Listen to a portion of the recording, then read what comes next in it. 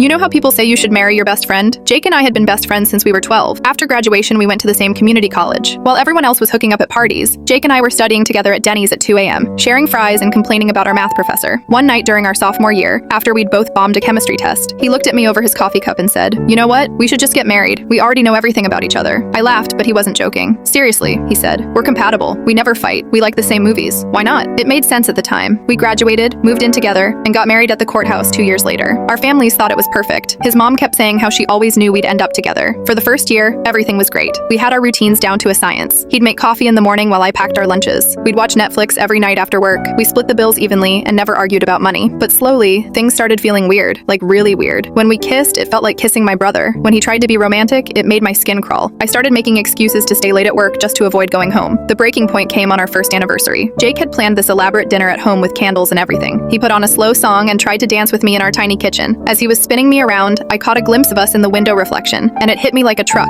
We looked like siblings playing house. I pulled away and told him I needed some air. I walked around our neighborhood for 2 hours, and when I came back, I found him on the couch looking devastated. He knew. We both knew. "This isn't working, is it?" he said quietly. I shook my head. "We're amazing friends, but we're terrible at being married." The worst part was telling our families. His mom cried for 3 hours straight. My dad kept asking if we tried counseling, as if that would magically make us attracted to each other. But here's the twist that nobody saw coming. 6 months after our divorce, Jake started dating Amy, this girl from his work. I was happy for him, genuinely. We met up for coffee to catch up, and he seemed lighter somehow, more himself. As we were talking, Amy walked in to pick him up. She came over to our table and Jake introduced us. "This is my ex-wife," he said, and I watched Amy's face go through about 50 different emotions. But then she smiled and said, "Oh, you're the one he's always talking about. He says you're like the sister he never had." I started laughing so hard I almost spit out my coffee. "That's exactly the problem," I said. "We were trying to be married when we should have just stayed siblings." Amy looked confused until Jake explained everything. Then she started laughing too. "So you guys got divorced because you were too close?" "Pretty much," I said. Now, 3 years later, Jake and Amy are engaged. I'm in their wedding party, and we all hang out together like one big weird family.